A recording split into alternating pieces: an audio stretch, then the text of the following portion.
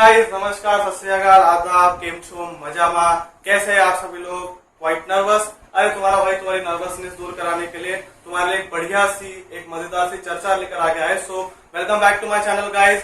Here is your Guruji and you are watching Guruji की पाठशाला। सो let's get started फटाफट से। अरे अब बात करते हैं कि आज का ये जो लेक्चर, आज का जो वीडियो रहने वाला है किस पर रहने वाला है। तो देखो, परीक्षा के दिन है और परीक्षा पर चर्चा ना आए, तुम्हारे गुरुजी परीक्षा पर चर्चा ना लेकर आए तो ऐसा तो हो ही नहीं सकता। क्यों? सही बात है ना। तो इसीलिए आपके गुरुजी लेकर आ गए हैं परीक्षा पर चर्चा, और ये वीडियो होने जाने वाली है बहुत बहुत बहुत इंपॉर्टेंट। तो यार लास्ट तक जरूर देखना, कोशिश करो कि वीडियो छोटी से छोटी बने और सबसे ज्यादा काम से काम तक हम हमारा मतलब रेस्ट्रिक्टेड रहे, फालतू की बातें ना करें। तो चलिए शुरू करते हैं। पहली बात ये बता दूं कि यार ये जो वीडियो है ये स्पेसिफिकली किसी परीक्षा से रिलेटेड नहीं है, it is in general video. तो कोई भी वर्ग का कोई भी एस्पायरेंट जो किसी भी परीक्षा के लिए अपियर कर रहा है वो इस वीडियो को जरूर देखे, क्योंकि बहुत काम का होने वाला है। यार देखो क्या होता है, हम साल भर मेहनत करते हैं, साल 2 साल 3 साल मेहनत करते हैं, पर रिजल्ट नहीं आता है। क्यों नहीं आता है तो वो भी बताऊंगा, ठीक है।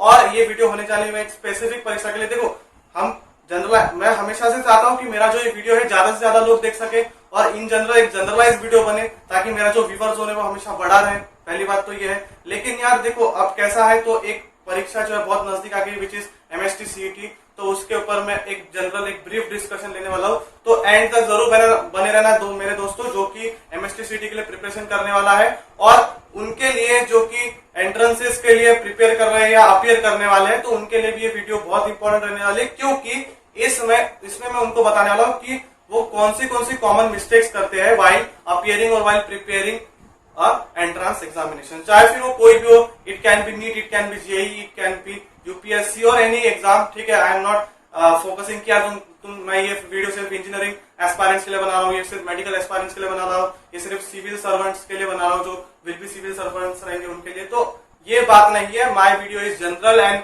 Anyone can watch it. So let's get started. अब देखो सबसे पहले हम बात करते हैं कि what are the common mistakes you guys are doing when you are appearing to entrances. देखो भाई होता क्या है, तो यार बहुत मेहनती बच्चे रहते हैं यार, बहुत साल भर साल मेहनत करते हैं, बहुत मेहनत करते हैं। मैं देखता हूँ, मैंने बहुत बार देख लिया है, ठीक है। बहुत बच्चों को देखा है यार, बहुत मेहनत करते हैं, दिन भर सिर्फ बुक बुक बुक बुक। अरे खाना भी खा रहे हैं तो यार बुक साथ में रख रहे हैं, ठीक है। सोते समय भी बुक पास में रखकर सो रहे ताकि उठे तो जल्दी से बुक खोलकर पढ़ सके, ठीक है। तो ये बात रहती है, लेकिन यार उनका रिजल्ट नहीं आता। तो रिजल्ट आता क्यों नहीं है, तो इस बात पर हम सबसे पहले बात करेंगे। And what are the common mistakes you guys are doing whenever you are preparing और अपीयरिंग फॉर एनी एंट्रेंसेस, ठीक है। तो देखो सबसे पहली मिस्टेक जो है मेरे हिसाब से ये है कि यार उन बच्चों को ना, मेरे हिसाब से ऐसा लगता है कि उन बच्चों को इनकम्प्लीट नॉलेज है, उनको आधा अधूरा नॉलेज है, उनको पूरा नॉलेज नहीं है, उनको पूर्ण तरीके से उस फील्ड का या फिर उस एंट्रेंस का ज्ञान नहीं है। तो इससे मेरे को क्या समझ में आया, यहाँ पर 2 बातें मेरे को समझ में आई कि there is incomplete knowledge of syllabus and examination, ठीक है। सिलेबस और एग्जामिनेशन दोनों का ही क्या है, तो एक इम्बैलेंस सा क्रिएट है, इनकम्प्लीट सा नॉलेज है, पता नहीं है सिलेबस कितना आने वाला है ये पता नहीं है, ठीक है। बस पढ़ते जा रहे, बस पन्ने पलटा रहे, ठीक है, बस पढ़ते जा रहे, पढ़ा पलटा है। तो ये बात है, सिलेबस पूरा पता नहीं कि आना क्या है। अरे एक बात समझो, अगर तुमको पढ़ना क्या है ये पता रह गया तो सिर्फ तुम वही पढ़ोगे, फालतू की बातें क्यों पढ़ोगे भाई। लेकिन उस चक्कर में होता क्या है कि you guys are reading unnecessary things.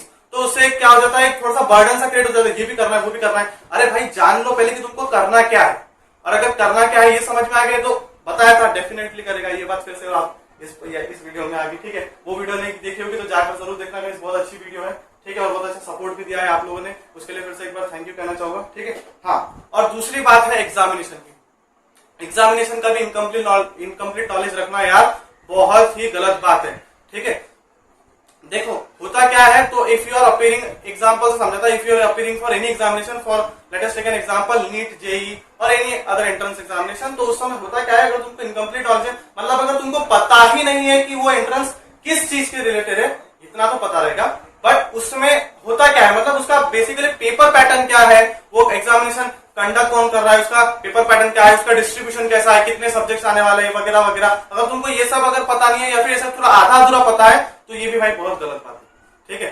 सो पहली मिस्टेक तुम कर रहे हो कि तुमको इनकम्प्लीट सिलेबस का नॉलेज है and you have incomplete knowledge of examination too, ठीक है। तो ये होगी पहली बात। अब दूसरी बात पर हम आते हैं। दूसरी बात है करंट टॉपिक्स पर तुम क्या नहीं कर रहे हो, तुम फोकस नहीं कर रहे, you are not focusing on the current topics. देखो एक एग्जांपल समझाता हूं। For example let us take you are NEET और JEE aspirant and you are studying physics. तो फिजिक्स में अभी चल रहा है मान लो करंट एंड इलेक्ट्रिसिटी, तो current and electricity is current topic. तो उस समय और मान लो तुमने प्रीवियसली पढ़ा है इलेक्ट्रोस्टैटिक्स, ठीक है, तो उस समय हो क्या रहा है, whenever you are doing current and electricity, तो उस समय हो क्या रहा है, तो जब भी ये करंट टॉपिक चल रहा है तो तुम यार तुम्हारा क्या हुआ है, तो वो जो इलेक्ट्रोस्टैटिक्स था वो हो गया अभी प्रीवियस टॉपिक या फिर बोल दो बैकलॉग। तो उस बैकलॉग के चक्कर में तुम क्या कर रहे हो, इस टॉपिक को ऐसे मतलब इग्नोर कर रहे हो, ठीक है। करंट इलेक्ट्रिसिटी तुम्हारे क्लास में चालू है, तुम्हारे कोचिंग में चालू है, तुम वो पढ़ रहे हो और तुम क्या अब घर पर आ गए तुम, या फिर जब तुम खुद से पढ़ाई कर रहे हो, जब whenever you are doing a self study, तो उसमें तुम पढ़ रहे हो electrostatics. So that is a very bad thing, ठीक है। पहली बात तो देखो हुआ क्या, जो प्रीवियस टॉपिक था वो जब चल रहा था तब तुमने वो नहीं पढ़ा, जो अभी करंट टॉपिक चल रहा है ये जब चल रहा है तो तुम ये नहीं पढ़ रहे हो, तो हुआ क्या, तो इसका भी नॉलेज नहीं मिला, इसका भी नॉलेज नहीं मिला, अब तुम ये कर रहे हो, ये नहीं कर रहे हो, तो होता क्या है, तो देखो भाई करंट टॉपिक को जब तुम अच्छे से एकदम कर लोगे, तो यार देखो अगर तुम करंट टॉपिक की तरफ पूरा ध्यान दोगे, पूरा अच्छे से उसको रिवाइज करोगे, पूरा अच्छे से उसको एकदम स्ट्रांग कर लोगे, तो वो एक टॉपिक तो तुम्हारा स्ट्रांग हो जाएगा ना। इसमें क्या हुआ, ना इधर का ना उधर का, होगा क्या, ये भी नहीं करोगे वो भी नहीं करोगे, मार्क्स नहीं आएंगे, माँ बाप खाना नहीं देंगे, माँ बाप पैसे नहीं देंगे, ना घर का ना घाट का, हो गए ना दुश्मन अनाज का। सिंपल सी तो बात है यार। तो पहली बात समझो कि तुमको करंट टॉपिक पर सबसे ज्यादा फोकस देना है, ठीक है। अब आ जाते, तो ये थी सेकंड मिस्टेक मेरे हिसाब से। अब आते थर्ड मिस्टेक पर, कि सबसे इंपॉर्टेंट और सबसे जरूरी एक तुम गलती कर रहे हो यार, कि you are not revising properly, तुम्हारी रिविजन ही बराबर नहीं हो रही, ठीक है। You are not revising old as well as current topic. अरे देखो करंट टॉपिक जैसे चल रहा है ना, तो उन्होंने पढ़ा दिया, तुम्हारा सबसे पहले रिस्पॉन्सिबिलिटी, घर पर आओ, आधा घंटा उसको एक बार लुकआउट कर लो कि यार पढ़ा क्या था, फिर देन उसके आगे का प्रोसीजर करो, ठीक है। क्वेश्चन सॉल्विंग हो गया, एक्सेट्रा एक्सेट्रा, डाउट सॉल्विंग हो गया, वो सब तुम्हारा बाद का पार्ट है। पहला पार्ट है रिवीजन ऑफ करंट टॉपिक, और फिर ये सब कुछ जब हो जाए तब चले जाना ओल्ड टॉपिक की रिवीजन पर, ठीक है। तो revision is the most important thing. तो ये तुम क्या कर रहे हो, गलतियां कर रहे हो, सभी एग्जामिनेशन के लिए बोल रहा हूं मैं, ठीक है। It is not restricted to only engineering aspirants and medical aspirants, सभी वर्ग के, सभी क्लास के, सभी एग्जामिनेशन एक्सपायरेंट्स को मैं कहना चाह रहा हूं कि ये तुम गलतियां कर रहे हो भाई। तो अब बात आते हैं कि यार गुरुजी बता दो सुधारना कैसे, improvements to be taken, suggestions for the improvements. तो आ जाते हैं इंप्रूवमेंट। पहला इंप्रूवमेंट भाई, जो गलतियां यहाँ पर की थी उन गलतियों को सुधार दो। There must be a proper analyzation of syllabus as well as examination. Syllabus कितना आ रहा, कौन से टॉपिक्स आ रहे वो समझ लो। यहाँ पर सिलेबस से मेरा मतलब है टॉपिक्स एंड देयर वेटेज, ठीक है। तो वेटेज के अनुसार क्या करो, टॉपिक्स को एनालाइज करो कि भाई जिसका ज्यादा वेटेज रहेगा उसको थोड़ा ज्यादा ध्यान दूंगा, जिसका वेटेज थोड़ा कम रहेगा उसको एम मोमेंट पर भी प्रिपेयर कर सकता। समझ में आ गया, बहुत बढ़िया, ठीक है। उसके बाद में नेक्स्ट एग्जामिनेशन का प्रॉपर एनालिसिस कर लो कि भाई प्रॉपर कि उसमें कौन से सब्जेक्ट्स है, कितना मार्क्स का डिस्ट्रीब्यूशन है, नेगेटिव मार्किंग है या नहीं है, एक्सेट्रा एक्सेट्रा। तो एग्जामिनेशन का प्रॉपर क्या कर लो, एनालाइजेशन कर लो, ठीक है। तो ये दो बातें पहले सुधार लिया, बहुत बढ़िया, ठीक है। उसके बाद में नेक्स्ट, अब भाई तुम कर रहे थे करंट टॉपिक को इग्नोर, होता है ना। देखो यार, मतलब एक एग्जांपल से बताता, तुम्हारी प्रीवियस मतलब मान लो तुम्हारा अभी किसी लड़की के साथ में चक्कर चल रहा है ना, गलती मतलब चक्कर नहीं बोलूंगा, फॉर एग्जांपल एक तुम्हारी गर्लफ्रेंड है अभी, ठीक है। तुम क्या कर रहे हो, तो उस गर्लफ्रेंड के सामने तुम क्या कर रहे हो, तुम तुम्हारी एक्स की यादें लेकर बैठ गए, वहां पर बैकग्राउंड में एकदम सा म्यूजिक चल रहा है, तुम एकदम बैठे हो एकदम ऐसे, है ना, और उसके तरफ ध्यान नहीं दे रहे, तो क्या होगा, वो तो गई, उसका तो कुछ होने नहीं वाला, ठीक है। वो तो वापस आने नहीं वाली, जो है वो भी चल जाएगी भाग के कि साला ये तो मेरी तरफ ध्यान ही नहीं दे रहा, अब क्या करूं, छोड़ दिया,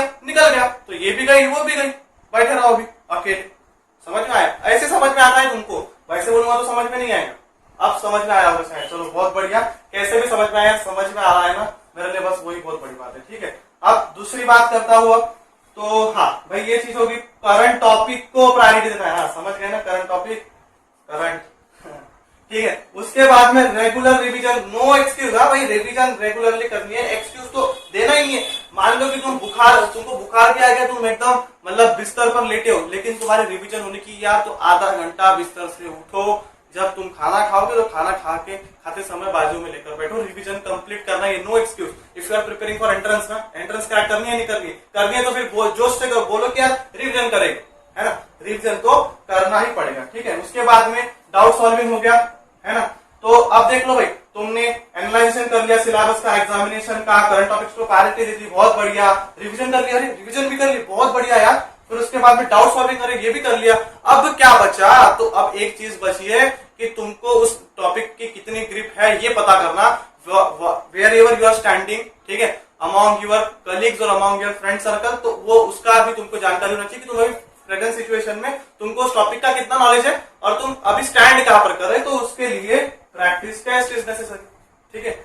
ये सारा कर लिया तो झक मार के, थूक मार के एग्जामिनर मार्क्स देगा और तुमको एंट्रेंसेस क्रैक करने से कोई नहीं रोक सकता। क्या बोला मैंने?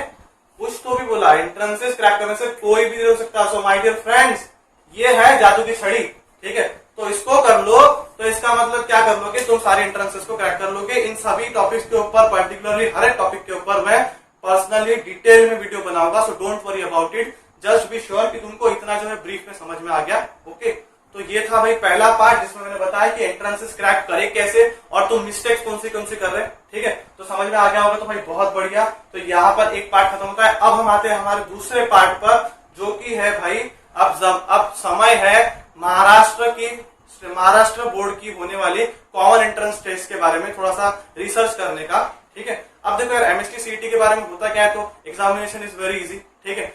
जो जितने भी, एक बात बता दो, जितने भी इंजीनियरिंग एस्पायरेंट्स हैं जो कि जेई के लिए प्रिपेयर कर रहे हैं, तो यार उनको पहले स्पेशली बोल दूंगा मैं कि अननेसेसरीली कोई एक्स्ट्रा प्रिकॉशंस लेने की जरूरत नहीं है। जो तुमने, अगर जिस बंदे ने जेई के लिए अच्छे से पढ़ाई किया होगा तो उस बंदे को सिर्फ अभी रिवीजन करना है और एकदम सीटी में फोड़ के आना, ठीक है। फोड़ के क्या, पेपर फोड़ के नहीं तो जाओगे साला स्क्रीन ही फोड़ डालोगे, तुमको भगा दिया जाएगा बाहर, ठीक है। तो वो मिस्टेक नहीं करना। हाँ, तो समझ में आ गया। तो जेई वालों भाई ज्यादा टेंशन होने की जरूरत नहीं है, ज्यादा टेंशन लेने की जरूरत नहीं है। जितना किया था अगर अच्छे से किया है, अगर खुद पर भरोसा है, तो भाई छोड़कर आ जाओगे तुम एग्जाम, ये मेरी गारंटी है, ठीक है। अब बात करते हैं उनके लिए कि जो साल भर से क्या कर रहे थे, तो गप्पे लड़ा रहे थे, इसमें बिजी थे, उसके मैटर में बिजी थे। अब उनकी नींद खुली है। अब वो बोल रहे हैं गुरुजी हमको पास करा दो। बिल्कुल पास करा दिया जाएगा तुमको, पूरे मार्क्स से, अच्छे कॉलेज में एडमिशन हो जाएगी, सब कुछ हो जाएगी। बट तुमको ये वीडियो को लास्ट तक देखना पड़ेगा, देखोगे तो सारा कुछ समझ में आएगा। चलो, तो बात करते हैं अब दूसरे इसकी, जो कि है एमएसटी सीटी की। तो चलिए करते हैं शुरू। नीचे कमेंट करो, लाइक करो, फिर कमेंट करो, फिर सब्सक्राइब करो, शेयर करो। तो भाई लोग, तुम्हारे लिए लेकर आ गया है एक बहुत मजेदार सी टिप। तो भाई टिप्स एंड ट्रिक्स के बारे में मैं तुमको आज बताऊंगा कि पहली बात तो मैं तुमको ये बताऊंगा कि एमएसटी सीटी के लिए तुमको पढ़ना क्या है, ठीक है। Which topics are very very very important and which you have to at least revise and study very carefully, ताकि तुम्हारे अच्छे खासे मार्क्स आ जाए यार। अगर मार्क्स आ जाएंगे तो एडमिशन हो जाएगी, माँ बाप भी थोड़ा सा बोलेगी कि यार बच्चे ने किया हमारे, है ना। तो ये दो बातें हैं। तो भाई अब देखते हैं, अब तो एमएसटी सीटी के बारे में थोड़ा जो है बेसिक सा जान लेते हैं कि भाई एमएसटी सीटी इज महाराष्ट्र की होने वाली कॉमन एंट्रेंस टेस्ट, जो कि महाराष्ट्र गवर्नमेंट कंडक्ट करती है ना। तो पहली बात तो 200 मार्क्स का पेपर रहता है ना। अब 200 मार्क्स का पेपर मतलब बेसिकली अब मैं रिलेट कर रहा हूँ सिर्फ पीसीएम और पीसीबी ग्रुप से। अब मेरा मतलब जो वीडियो का जो जनरलाइजेशन है वो खत्म हो गया। Now I am only restricted to PCM and PCB group, ठीक है। तो 200 मार्क्स का पेपर रहता है। तो अब बात करते हैं कि पीसीएम ग्रुप के लिए अगेन रेस्ट्रिक्टेड और अंदर आ गया, ठीक है। तो पीसीएम ग्रुप की अगर हम बात करें तो पीसीएम ग्रुप में जो डिस्ट्रीब्यूशन रहता है, it is 50 + 50 + 100। 50 is for physics as well as chemistry and 100 marks is for mathematics, ठीक है। उसमें भी पहली बात कि भाई नेगेटिव मार्किंग नहीं है, सो डोंट वरी। देखो, नेगेटिव मार्किंग नहीं है इन द सेंस, तुमको क्या समझ में आया भैया, क्या समझ में आया कि पूरा पेपर जो है सॉल्व कर आना है। कोई माइकलाल तुम्हारा गलत होने पर मार्क्स नहीं काट सकता, ठीक है। तो पहली बात ये कि यार एमएसटी सीटी में जाओगे, एंट्रेंस देने बैठोगे, तो मान लो तुमने सारे क्वेश्चन जितने तुमको आते थे वो सारे कर लिया बहुत अच्छे तरीके से। फिर लास्ट के बचे 5 मिनट, तो जय माता दी चुम्मी लेकर तुक्का मारना शुरू कर देना। पहली बात तो ये सजेस्ट करूंगा, क्योंकि यार तुक्के से होगा। देखो, अगर तुम छोड़ दोगे ना तो उस क्वेश्चन पर तो वैसे भी मार्क नहीं मिलने वाले, समझ में आए। लेकिन अगर तुम एटलीस्ट तुक्का मारोगे, और तुक्के मारने में यार कोई भी बंदे का तुक्का इतना भी गलत नहीं हो सकता कि यार उसका एक भी क्वेश्चन सही नहीं हो। अगर उसका एक भी क्वेश्चन सही नहीं हो मतलब यार उसके साथ में शनि की दृष्टि है उस पर, ठीक है। तो शनि की दृष्टि जब रहेगी ना, तब तुम चाहे तुक्का मारो या फिर चाहे तुम सॉल्व कर लो, सॉल्व किया हुआ क्वेश्चन भी गलत होगा, है ना। तो भाई ऐसी बात है। तो इसीलिए अब देखो, शनि की दृष्टि नहीं है, हम ऐसा अज्यूम कर लेते, ठीक है। तो किसी का अगर मान लो उसने 20 क्वेश्चन भी तुक्के मारे, तो 20 में से नहीं तो कम से कम 2 तो सही हो गए, मिलेंगे ना। पहले क्या 20 में से 20 के 20 छोड़ देते तो तुमको तुम्हारा फूफा आकर मार्क्स दे रहा था, नहीं दे रहा था ना, तो अभी तो मिल रहे हैं, तो फिर क्यों टेंशन ले रहे हैं आप। करना है सारे 200 के 200 क्वेश्चन बनाने, 200 क्वेश्चन, इसका मतलब एक क्वेश्चन 1 मार्क का। ठीक है, समझ में आ गया, अरे वाह बहुत बढ़िया समझ में आ गया। इसका मतलब मैथमेटिक्स के रहेंगे 100 क्वेश्चन, फिजिक्स के रहेंगे 50 क्वेश्चन, केमिस्ट्री के रहेंगे अगेन 50 क्वेश्चन। ठीक है, अब एमएसटी सीटी जब इंजीनियरिंग ग्रुप के लिए जब कंडक्ट होती है, जब पीसीएम ग्रुप के लिए कंडक्ट होती है या फिर पीसीबी ग्रुप के लिए होती है, तो उसमें 11th और 12th दोनों का सिलेबस रहता है। सो मैं आ गया हूँ थोड़ी सी एक लिस्ट लेकर कि which topics you have to study whenever you are appearing for MST CT in PCM group. ठीक है, तो यार पीसीएम बोल दो या पीसीबी बोल दो, पीसीबी बायोलॉजी के लिए मैंने एक्स्ट्रा कुछ बनाया नहीं है। बायोलॉजी मतलब जो पीसीबी ग्रुप वाले वो सिर्फ फिजिक्स और केमिस्ट्री का देख लो। ठीक है, मैथमेटिक्स को लुक आउट करने की जरूरत नहीं है। ठीक है, अब आते हैं फिजिक्स पर। ठीक है, तो फिजिक्स क्या पहले बताया 50 मार्क का है।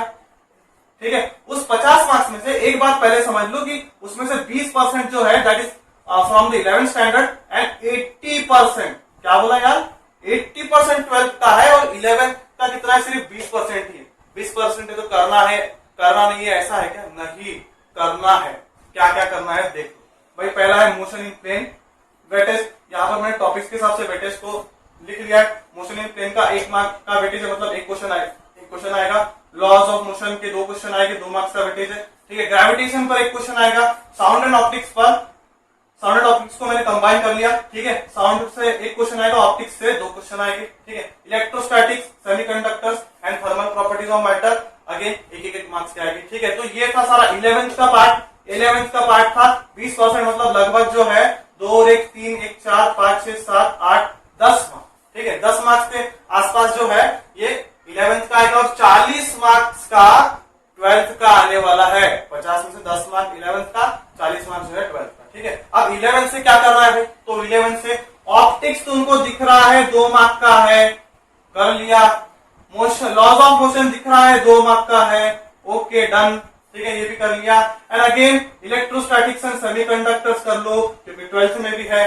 ठीक है, तो इतना तो तुमको थूक मार के करना ही है यार। ये कर लिया, ये कर लिया, ओके टिक मार्क में दे रहा। Laws of motion, sound and optics, electrostatics, semiconductors. ठीक है, इतना तो कर लो, एटलीस्ट बोल रहा मैं। एटलीस्ट बोलने का मतलब ये कि इतना तो कर ही लो, करना ही पड़ेगा। ठीक है, नहीं करोगे तो यार मार्क्स नहीं आएगी। मार्क्स नहीं आएंगे तो माँ बाप क्या करेंगे, हकाल देंगे, चल निकल। वैसा नहीं होना चाहिए, है ना, क्योंकि माँ बाप ने यार मतलब तुमको अगर if you are studying in a coaching तो माँ बाप ने बहुत पैसा भी खर्च किया, तो उनके पैसे की हमको क्या करनी है, कीमत अदा करनी है। यही सही मौका है। ओके, तो ये था भाई 11th का। तो 11th के कौन से टॉपिक्स तुमको करने मैंने तुमको बता दिया। ठीक है, अब आते हैं 12th पर। 12th में है रोटेशन एंड फ्लूइड मैकेनिक्स पहला, तो उसका जो है वो 3+3 है। ठीक है, 3 मार्क्स के, मतलब 3 मार्क्स का जो है रोटेशन है, मतलब 3 question, fluid mechanics again 3 question.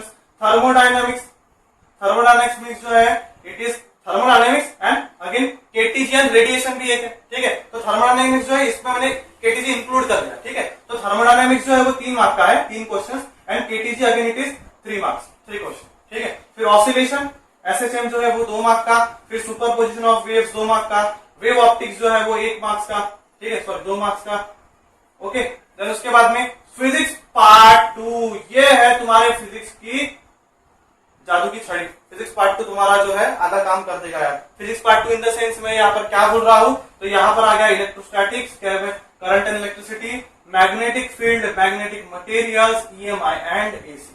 ठीक है, तो ये सारे टॉपिक्स जो है फिजिक्स पार्ट 2 में आते हैं, है ना। अब फिजिक्स पार्ट 2 का जो है भाई वेटेज क्या है वो भी बता दो। तो देखो भाई, इलेक्ट्रोस्टैटिक्स 3 मार्क का, करंट इलेक्ट्रिसिटी 2 मार्क का, मैग्नेटिक फील्ड 3 मार्क का, मैग्नेटिक मटेरियल 1 मार्क का, ईएमआई 3, एसी 3। अब क्या सजेस्ट करूंगा, मैग्नेटिक मटेरियल्स को ऐसा तुम स्किप कर सकते हैं क्योंकि वेटेज कम है, 1 मार्क का।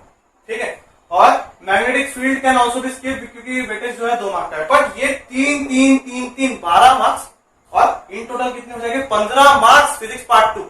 It is not a joke. तो फिजिक्स पार्ट 2 के 15 मार्क्स, 15 क्वेश्चन। जिसका फिजिक्स पार्ट 2 अच्छा है, फूक मार के 15 मार्क्स लेकर जाओ।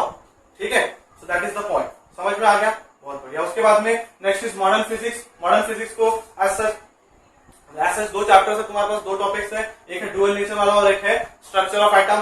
तो उसमें भी डुअल नेचर वाला 2 मार्क्स का और स्ट्रक्चर ऑफ एटम 3 मार्क्स का। ठीक है, and last is semiconductor devices. ठीक है, तो that is of 1 marks 1 question. ठीक है, तो ये था सारा फिजिक्स का।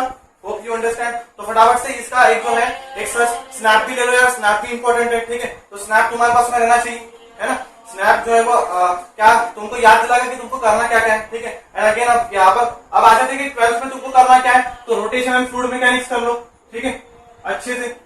थर्मोडायनामिक्स कर लो, थर्मोडायनामिक्स स्पेशली करो, ठीक है। Let's us start with the thermodynamics, इसको तुम पहले करो यार, क्योंकि थर्मोडायनामिक्स अगेन केमिस्ट्री में भी, ठीक है। तो केमिस्ट्री में भी है और फिजिक्स में भी है, बस छोटा सा डिफरेंस है, दैट इज जो मतलब हम असम्पशंस लेते हैं वो उसमें थोड़ा सा डिफरेंस है, बाकी का जो है लगभग सेम ही है, फॉर्मुले सारे जो तुमको सेम ही दिखे, ठीक है। तो थर्मोडायनामिक्स से स्टार्ट करो, थर्मोडायनामिक्स कर लो, केटीजी कर लो, ठीक है। उसके बाद में ऑसिलेशंस, सुपरपोजिशंस, ये तुम्हारी चॉइस है। हाँ, फिजिक्स पार्ट 2 फूक मार के करना ही पड़ेगा, झक मार के करना ही पड़ेगा, ठीक है। उसके बाद में स्ट्रक्चर ऑफ एटम कर लो यार, 3 मार्क का है स्ट्रक्चर ऑफ एटम। क्यों बोल रहा, इसमें भी है केमिस्ट्री में, ठीक है। इधर करोगे उधर भी काम में आएगा। और सेमीकंडक्टर्स कर लो, सेमीकंडक्टर, क्योंकि पहले भी क्या था, ऐसा जब थोड़ा सा करने की जरूरत है, ठीक है, उतना सब कुछ करना नहीं पड़ेगा। So these are the topics which you have to study first, priority पहले, भाव पहले देना है, ठीक है। समझ में आ गया, बहुत बढ़िया, ठीक है। अब आते हैं केमिस्ट्री पर। Chemistry again consist of 50 marks, out of which यहाँ पर सेम केस है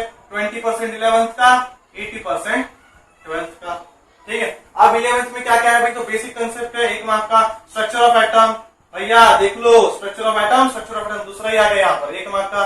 केमिकल बॉन्डिंग 1 मार्क का, रेडॉक्स रिएक्शन 1 मार्क का, ग्रुप 1 एंड 2 एलिमेंट्स 1 मार्क का, ठीक है। उसके बाद में states of matter, absorption in colloids and then GOC hydrocarbon, ठीक है। अब इसमें से तुमको क्या करना है, बेसिक कंसेप्ट कर लो यार, इजी है, इजी होगा, है ना। फिजिकल केमिस्ट्री ऐसे इट इज इजियर देन, मैं तो समझता हूँ कि यार ऑर्गेनिक और इनऑर्गेनिक से इजी फिजिकल है ना।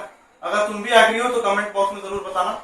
उसके बाद में स्ट्रक्चर ऑफ एटम तो पहले ही किया था, अभी कर लो, अभी करने में क्या दिक्कत है, ठीक है। उसके बाद में रेडॉक्स रिएक्शन कर लो, केमिकल बॉन्डिंग कर लो, इजी है। उसके बाद में एड्सॉर्प्शन तुम इग्नोर कर सकते, जीओसी एंड हाइड्रोकार्बन 3 मार्क्स, तो 3 1 4 और 1 5, तो भाई 10 में से 5 मार्क्स तो मिलेंगे। अगर ये सब अगर तुमने छोड़ भी दिया, okay, I agree, you can leave it, ठीक है। तो ये 5 मतलब अगर इन टॉपिक्स को करोगे तो 11th के इन टॉपिक्स को करोगे तो 10 में से 5 मार्क्स तो मिलेंगे, एग्री है नहीं, तो करना ही पड़ेगा, ठीक है। तो 5 मार्क्स तो डेफिनेटली मिलेंगे तुमको। अब आता है 12th पर, ठीक है।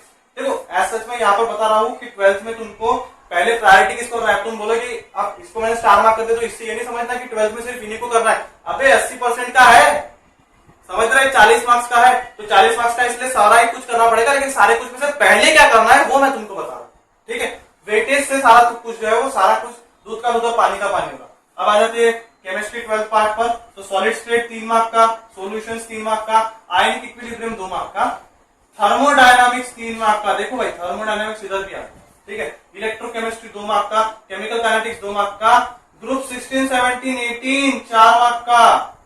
उसके बाद में transition and inter transition elements 3 mark का, ठीक है। उसके बाद में कोऑर्डिनेशन कंपाउंड 2 मार्क का। ऑर्गेनिक केमिस्ट्री आ गई जादू की छड़ी, ऑर्गेनिक केमिस्ट्री आ गई केमिस्ट्री की जादू की छड़ी, क्योंकि यहाँ पर जो कंपोजिशन है वो कुछ ऐसा है, हेलोजन डेरिवेटिव्स है 3 मार्क का, अल्कोहल फिनोल्स एंड ईथर है 3 मार्क का, aldehyde ketones and carboxylic acid है 3 मार्क का, अमीन्स है 4 मार्क का। So it is total 4 + 3 + 3 + 3 it is 13 marks. Total 13 mark का तुम्हारा ऑर्गेनिक केमिस्ट्री है 12th का। मतलब जो 40 मार्क्स का आ रहा ना 12th में, उसमें से 13 मार्क्स तो यही लेकर बैठा है। तो ये हो गया हमारा सबसे important topic organic chemistry, okay, बहुत बढ़िया, समझ में आ गया। उसके अंदर बायोमोलिक्यूल्स 1 मार्क का, पॉलीमर्स 2 मार्क का, ग्रीन एंड बायोकेमिस्ट्री 1 मार्क का, ठीक है। अब बात करते हैं कि 12th में तुमको क्या क्या करना है पहले यार। तो 12th में तुमको पहले थर्मोडायनामिक्स कर लेना है अच्छे से, उसके बाद में केमिकल काइनेटिक्स इजी है, ठीक है। उसके बाद में अब आ जाओ ये ग्रुप 16 17 18 4 मार्क का है यार, इसका वेटेज 4 क्वेश्चन आने वाले, इंपॉर्टेंट है, करना पड़ेगा, ठीक है। उसके बाद में ऑर्गेनिक केमिस्ट्री, इसको कैसे भूलेंगे, जादू की छड़ी 13 मार्क्स का सवाल है। उसके बाद में दर्शक में हम बात करेंगे, देखो यहाँ पर सॉलिड स्टेट सॉल्यूशंस तुमको ऐसा अगर टफ जाता है, देखो इलेक्ट्रोकेमिस्ट्री 2 ही मार्क का है, and again it is a tougher topic, तो you can leave it simply, ठीक है। थोड़ा सा टफ टॉपिक है तो 2 मार्क का है, छोड़ दोगे, नहीं करोगे तो भी चलेगा। केमिकल काइनेटिक्स करना है, ठीक है। आयनिक इक्विलिब्रियम थोड़ा सा अगेन टफर है, सॉलिड स्टेट एंड सॉल्यूशंस ये तुमको करना पड़ेगा, ठीक है। ये सारे जो ये लास्ट में जाएगी, इलेक्ट्रोकेमिस्ट्री और उसके बाद में फिर कोऑर्डिनेशन कंपाउंड, ठीक है। हाँ, और जाते जाते भाई ये जरूर कर लेना, इनकी इसी 4 मार्क्स रहते हैं ना, फुकट के रहते हैं। ये जो है ये तुमको बुक से एक भी चीज जो है बाहर का नहीं पूछ सकता, ठीक है। ये जितना फैक्शन फिगर जो बुक में दिए ना वो सारी चीजों को याद कर लो, रख लो, ठीक है। ये वैसे का वैसा सवाल रहेगा, ये आंख बंद करके तुमको 4 में से ये 4 आउट ऑफ 4 मिलने की नहीं, क्या 90% गारंटी रहती है, ठीक है। तो इसलिए इनको भी जरूर कर लेगा, biomolecules, polymers and then green and biochemistry, ठीक है। तो ये था भाई केमिस्ट्री का पार्ट, है ना। उसके बाद में आ जाते हैं मैथमेटिक्स के पार्ट पर। Mathematics is the most important whenever you are appearing for PCM group, क्योंकि भाई 50% तो यही लेकर बैठा है मार्क्स को। अगर परसेंटेज के टर्म से बात करूं तो ये हो गया 25%, ये हो गया अगेन 25%, और ये अकेला लेकर बैठा है 50%, मतलब 100 मार्क्स का सवाल है, ठीक है। तो बात करते हैं 100 मार्क्स कहाँ का डिस्ट्रीब्यूट हुए, आ जाओ देख लेते हैं, ठीक है। तो 11th की बात कर रहा हूं, सबसे पहले ट्रिग्नोमेट्री 1 मार्क का, coordinate geometry consist of lines and circle, again 1+1, line का 1 मार्क, सर्कल का 1 मार्क। प्रोबेबिलिटी एंड पीएनसी, रातों की नींद हराम करने वाला टॉपिक, प्रोबेबिलिटी एंड पीएनसी कितना है, अरे 1+1, खुदा बाहर निकला छुआ, छोड़ो पहली नहीं आता ना, लीव इट, काटो जितना काट सकते काटो, ठीक है। उसका है function 1 mark, continuity 1 mark, complex number 1 mark, limits 1 mark, and then method of dispersion 1 mark, ठीक है। तो इसमें से अब करना क्या है, तो भाई लिमिट्स एंड कंटिन्यूटी झक मार के करो, क्योंकि नेक्स्ट इसमें आने वाला है कैलकुलस, उसी का बड़ा बाप, तो करना पड़ेगा, ठीक है। लिमिट्स एंड कंटिन्यूटी, फंक्शंस को कर लो, ट्रिग्नोमेट्री कर लो, वेरी इंपॉर्टेंट। तो ये कर लिया, ये कर लिया, बहुत बढ़िया। अब बढ़ते हैं आगे। अच्छा, कोऑर्डिनेट ज्योमेट्री भी कर लो, ठीक है, इजी है यार, कोऑर्डिनेट ज्योमेट्री इतना हार्ड नहीं, ओके बात। Then next come on to 12th part. तो 12th में आ गए सबसे पहले mathematical logic, very easy chapter, करना ही, ठीक है। इसी चैप्टर में थोड़ा बहुत पढ़ लो कि तुमको समझ में आ जाएगा, ठीक है। If you are electronic students तो बस वही सारा कुछ भरा है ना। Then matrices 2 marks, trigonometric functions, trigonometric क्या था, उसी का बड़ा बाप, करना पड़ेगा। ट्रिग्नोमेट्रिक फंक्शंस इंपॉर्टेंट है। Pair of straight lines, coordinate geometry का पार्ट है, 2 मार्क्स का, करना पड़ेगा। Vectors and 3D geometry, 3D geometry में आते हैं लाइंस एंड प्लेन्स वाला पार्ट, ठीक है। तो वेक्टर्स है 4 मार्क का, 3D ज्योमेट्री है 4 मार्क का, फूक मार के बन गया हमारा इंपॉर्टेंट टॉपिक, करना पड़ेगा, 8 मार्क लेकर बैठा है, ठीक है। उसके बाद में आते हैं लीनियर प्रोग्रामिंग पर। Linear programming it is again 2 marks, ठीक है, 2 मार्क का है। उसके बाद में आ गई मैथ्स की जादू की छड़ी, देखो यहाँ पर कैलकुलस में क्या क्या है भाई, कैलकुलस में derivative, application of derivative, integration, ठीक है। उसका application of integration, then differential equation, ठीक है। सो व्हाट इज वेटेज, तो भाई डेरिवेटिव का वेटेज है 3 मार्क का, ईओटी का वेटेज है 3 मार्क का, इंटीग्रेशन लेकर बैठा है 6 mark, integration in the sense integration भी है और एक डिफरेंशिएशन इंटीग्रेशन वाला पार्ट है वो वाला भी, ठीक है। उसके बाद में डिफरेंशियल इक्वेशंस 5 मार्क और then application of integration 1 mark, ठीक है। तो in total it is 6 + 5 11, 11 + 1 12, 12 + 6 18 mark का सवाल है भाई। 18 मार्क्स कोई मामूली बात नहीं है, ठीक है। तो कैलकुलस तो तुमको करना पड़ेगा यार। कैलकुलस तुम्हारा अगर स्ट्रांग है मैथमेटिक्स में तो तुम खुश हो जाओ, क्योंकि तुम्हारे 18 मार्क्स पक्के हो गए, और साथ में यहाँ पर जितना जो कुछ भी था छोटा मोटा वो सारा पार्ट भी तुम्हारा पक्का हो गया, ठीक है। बहुत बढ़िया। अब बढ़ते आगे। फिर उसके बाद में probability distribution 2 marks, binomial distribution 1 mark. This topics you can leave, just give them last approach, सबसे कम भाव देना इनको 12th में। बाकी इन सभी को तुमको क्या करना पड़ेगा, प्रिपेयर करना पड़ेगा, ठीक है। तो just take a one snap, ठीक है, समझ में आ गया कैसा क्या करना है। इसके बाद में अब क्या, देखो भाई समय कम है, ठीक है, तो फटाफट से let us start revising today itself. जैसे वीडियो देखा, जैसे समझ में आ गया पढ़ना क्या है, फटाफट से पढ़ने बैठ जाना है, क्योंकि we have to crack CET. Crack in the sense भाई ऐसे वैसे नहीं, अब बता दिया ना क्या इतना अच्छे से करना है, तो आई एक्सपेक्ट कि यू विल गेट। अब देखो भाई, अगर ऐसे हिसाब लगाओगे जैसे मैंने बताया है, ठीक है, तो इस 50 मार्क्स में से जो बच्चा मेरी बताई हुई टिप फॉलो करेगा, ही और शी कैन स्कोर 35+, ठीक है, 35+ मार्क्स स्कोर कर दोगे। Same is the case with chemistry 35+, ठीक है। And if I talk about mathematics, so mathematics में अगर तुमने सारा कुछ जो है अच्छे से कर लिया है, सब कुछ रिवाइज कर लिया है, सारा कुछ क्लियर है तुम्हारा, तो you can definitely score 85+ marks, ठीक है। So now let us total out. So area हो गया 35 कितना हो गया 70 प्लस 80 हो गया 150 and again it is 155। So you have scored कितना भाई 155, कितने में से 200 में से। सो क्या मामूली बात है नहीं, परसेंटेज निकाल कर देखना कितना होता। परसेंटेज के टर्म्स में तो फिर भी कम लगेगा, बट परसेंटाइल कहां पर आ गया, परसेंटाइल पर आ गया, परसेंटाइल के टर्म्स में बिल्कुल कम नहीं देगा यार। ये जो है 150 plus marks, it is always greater than 95 percentile से भी ज्यादा रहता है। परसेंटेज में भले कम दिखे तुमको, परसेंटाइल में हमेशा तुमको ज्यादा ही दिखेगा, क्योंकि आप परसेंटाइल के टर्म्स में बात नहीं कर सकता, बात करो तो वीडियो लंबी हो जाएगी, उसके लिए एक सेपरेट वीडियो बनाऊंगा, what is the difference between percentage and percentile.